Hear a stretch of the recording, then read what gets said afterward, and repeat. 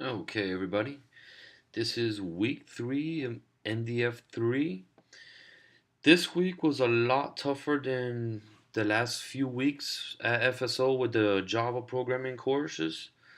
This week I wasn't able to find any tutorials online to actually show me how to create a widget. A lot of the tutorials were outdated. Android has changed their style several times since then. So I kind of just winged it using Android Studio and debugging the application as much as possible. So the code structure on my application, I would say, isn't up to par to my last couple weeks, but I would say considering the information that was presented this week, I was able to get.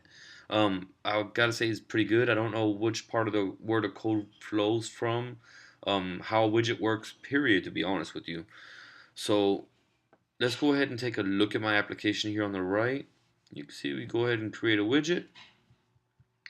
I used the same theme that I had with Java 1 and Java 2, which is a Quake application.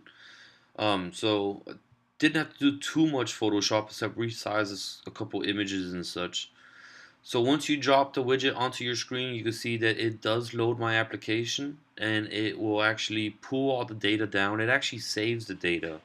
When I first started this project, I wanted it to actually go back and forth between the list views, so get position 1, position 2, and so forth, and actually display it on the widget.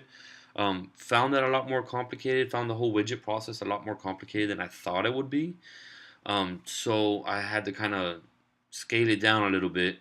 Also changed the UI a little bit so it doesn't look exactly like it did on the first one, and it actually kind of ties in with the widget itself with the little bubble style cornering. So you can see it is a list view in the middle, and we can actually change it so we can display only the ones that we want to, and it's pulling up only the last 24 hours of earthquakes. I didn't want to overwhelm the user with all kinds of information and quake list and just pull down thousands of earthquakes. So once we do pick the actual magnitude that we want, we can go ahead and click done, and it's going to go ahead and put the first one on there.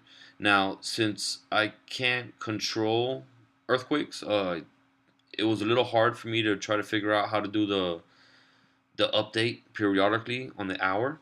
I got the code in there. Hope it just works, and next time I can actually see it with the earthquake. And you can see the text stays the same, but the actual widget is resizable.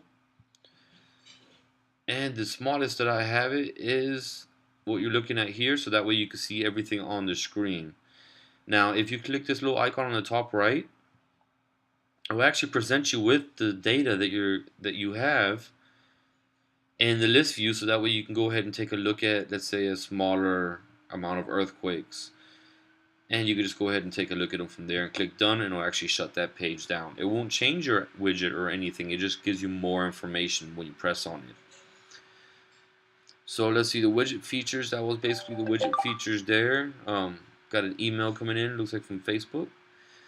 But we got widget configuration. You can see how I have it set up. The features, it has that one feature so you could view more earthquakes. The updates, like I mentioned, it's a little hard to test with the themed and earthquake app that I have. And let's see the widget user interface. Basically, I kind of rounded it off and gave it a PNG, so that way you can actually see through the back. I actually had it faded out a little bit, but that did backfire depending on the wallpaper that you used. You weren't able to read the text so clearly. And I chose the text, I changed it over to the white text on everything, so it's very easy to see right when you get to the application. Alright, and that right there concludes my week 3 video. I hope you guys enjoyed it, and I'll see you guys all next week.